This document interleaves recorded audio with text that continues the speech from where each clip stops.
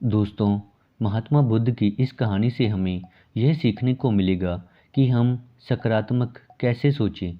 यदि हमारी सोच सकारात्मक होगी तो हम अपने जीवन में उन्नति के मार्ग पर चल सकते हैं। इसलिए ये कहानी अंत तक जरूर देखें।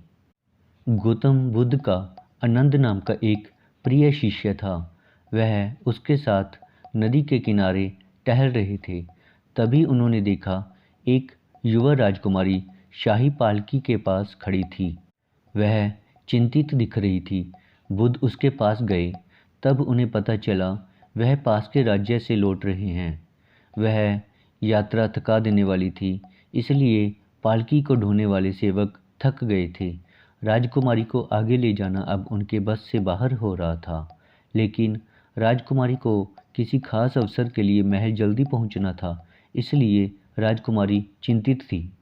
बुद्ध ने फैसला किया वह राजकुमारी को मदद का प्रस्ताव देंगे। इस प्रस्ताव से राजकुमारी की परेशानी थोड़ी कम हुई।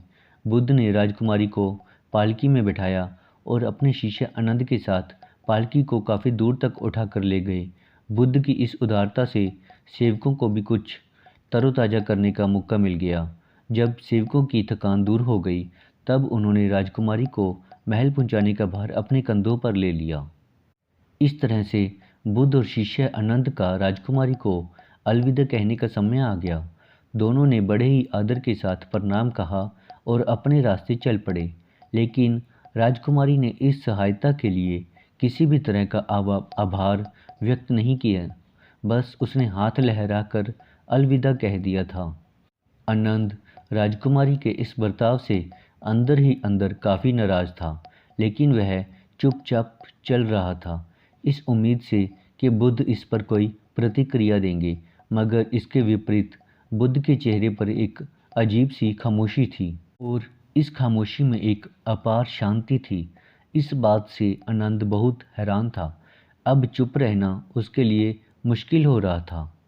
उसने नाराजगी भरे लहजे में कहा, वह हमारी सहायता के लिए थोड़ा तो आभार व्यक्त कर सकती थी। क्या आपको नहीं लगता उस राजकुमारी को शिष्टाचार सिखाने की जरूरत थी? बुद्ध धीरे से मुस्कुराकर बोले, आनंद, किसी चीज़ से बहुत ज़्यादा उम्मीद लगा लेना हमारी निराशा का कारण बन जाता है। आनंद को यकीन नहीं हुआ कि बुद्ध ऐसा कैसे बोल सकते हैं।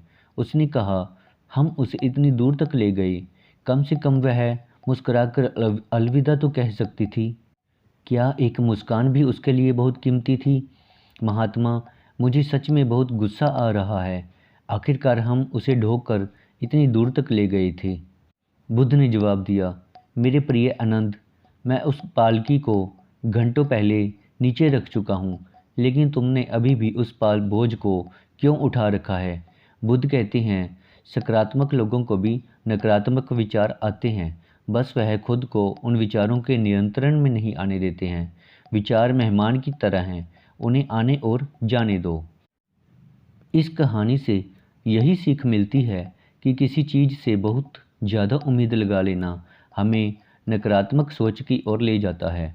कोई कितना भी सकारात्मक क्यों ना हो, उसे भी नकारात्मक विचार आएंगे। बस हमें खुद को नकारात्मक विचारों के नियंत्रण में नहीं आने देना है। विचार को मेहमान की तरह समझना है, जिन्हें हम आने और जाने देते हैं। दोस्तों, ये कहानी आपको कैसी लगी, ये हमें कमेंट बॉक्स में ज़रूर बताइएगा और हमारे चैनल को सब्सक्राइब ज़रूर करें ताकि हम आपके लिए और अच्छी अच्छी कहानियाँ ला सकें।